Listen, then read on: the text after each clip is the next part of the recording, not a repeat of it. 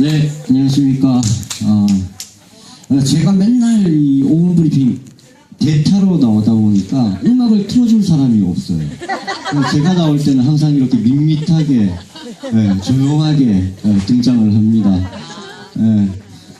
오픈 브리핑 말씀드리겠습니다. 첫 번째 소식은 현재 진행되고 있는 방위비 분담금, 즉 주한미군 주둔비 지원금 협상 소식입니다. 지난주 미국 정부 당국자는 한국 정부가 부담할 주한미군 방위비 분담금과 관련해서 단위가 10억 달러여야 한다. 현재의 100만 달러 단위는 절대 못 받는다. 이렇게 말해서 한국의 부담금이 1조 원을 훌쩍 넘겨야 한다는 미국 측의 마지노선을 통보해 왔습니다. 이 당국자는 트럼프 대통령은 한국이 더 내든지 주한미군을 우리가 빼든지라는 입장이 강경하다고 말하면서 협상의 여지가 없다고도 말했습니다. 반가운 소식이죠. 네, 제발 트럼프가 생각대로 좀 했으면 좋겠습니다. 네. 우리도 방위 분담금 안 줘도 되고 미군도 나가고 꼭 먹고 알 먹고 딱 좋은데 왜 안 하는지 모르겠어요. 이렇게 한국과 미국 간 진행 중인 방위비 분담금 협상이 교착 상태인 상황에서 협상이 타결되지 않으면 주한미군 측은 한국인 군무원들을 강제로 무급 휴직시키겠다고 협박까지 일삼았습니다. 이것은 어떠한 상황에서도 건드리지 말아야 할 노동자의 생존권을 협상 조건으로 들먹인 미국의 야만적인 협상 태도입니다. 주한미군은 지난 2년 동안 부대 이전 등을 이유로 500명 가까운 한국인 군무원을 대량 해고한 전례가 있습니다. 현재 무급 휴직 위기에 놓인 한국인 군무원은 8,700명에 이르는데 미국은 마치 자기들이 맡겨놓은 돈을 요구하는 것처럼 뻔뻔하기가 이를 데 없습니다. 우리 혈세로 방위비 분담금이라는 미국 퍼주기를 하면서도 오히려 미국이 우리 노동자들을 해고시키겠다 협박당하는 현실은 우리에게 치욕입니다. 또한 방위비 분담금 협상에서 미국이 요구하고 있는 미국의 전략자산 전개 비용이 포함된다면 이는 주한미군의 운용유지비는 미국이 부담하게 되어 있는 한미소파 제5조 지원 대상이 주한미군 장비에 한정되는 방위비 분담금 특별협정, 방어의 지리적 범위가 한국 영역에 한정되어 있는 한미상호 방위조약을 위반하게 되는 것입니다.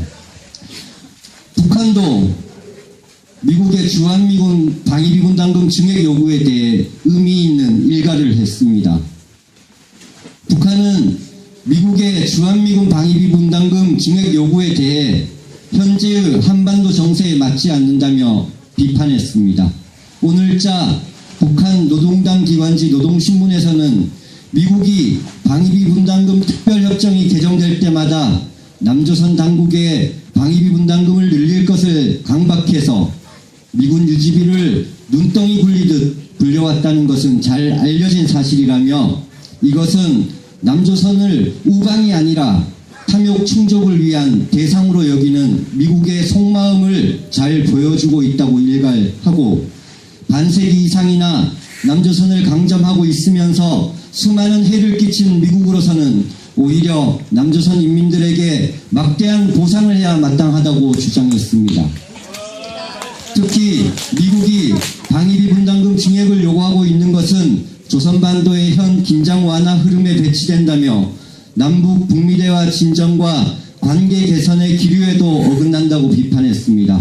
북과 남은 판문점 선언과 9월 평양 공동선언을 통해 조선반도에서 군사적 긴장 상태를 완화하고 전쟁 위험을 실질적으로 해소하기 위한 조치들을 적극 취하기로 확약하고 그 이행에 나서고 있는데 이런 조건에서 조선반도에 대한 미 전략자산의 전개 비용 문제를 걸고 방위비 분담금 증액을 요구하는 자체가 시대착오적이라고 지적하였습니다.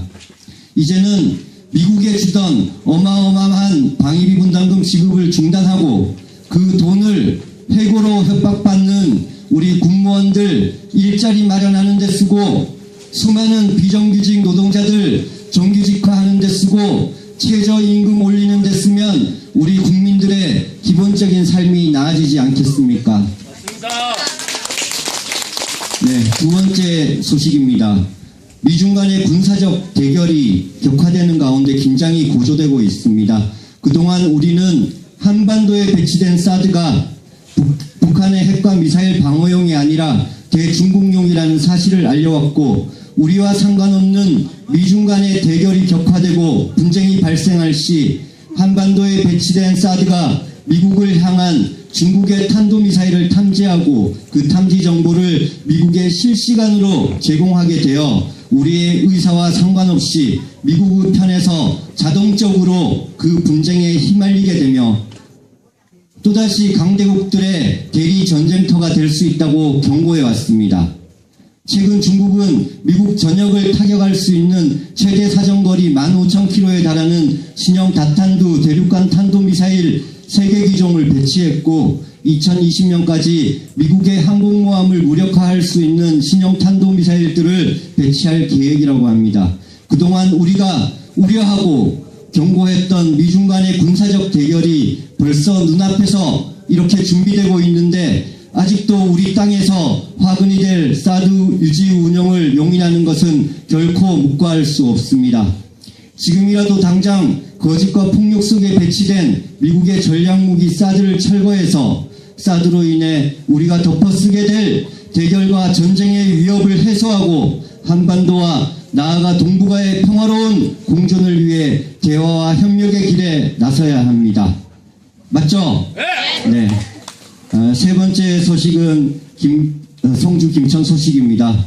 지난 한 주도 소성리에서는 아침 기도회와 평화 100배 오전 7시 반, 오후 3시 반에 진행되는 기지 정문합 평화행동이 있었습니다. 그리고 기지 감시 활동과 마을 내 현수막 정비 작업도 진행하였습니다.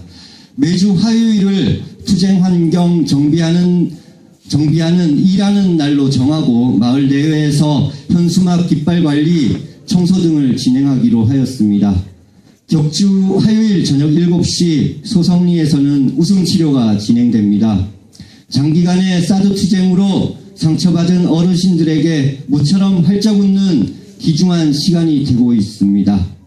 내일 아침 김천시민대책위에서는 농소 어르신들과 운영팀이 함께 당일 일정으로 통영 여행을 떠납니다. 그동안 힘든 가운데서도 끈질기게 투쟁해온 김천 촛불이 짧은 하루 일정이지만 편히 쉬고 재충전의 시간을 가지면 좋겠습니다. 마무리하겠습니다. 매일 서울 미 대사관 앞에서는 사드 철거를 요구하는 1인 시위가 열리고 있습니다. 성주, 김천, 원불교뿐만 아니라 전국에서 이렇게 우리와 함께하는 분들이 있습니다. 아직 그 힘이 미미하지만 다시 불을 지펴 우리는 반드시 사드를 뽑아내야 되겠습니다. 구호 외치겠습니다. 우리 함께 사드 뽑자! 우리 함께 사드 뽑자! 사드 뽑고 미국 빼자! 사드 뽑고 미국 빼자! 고맙습니다.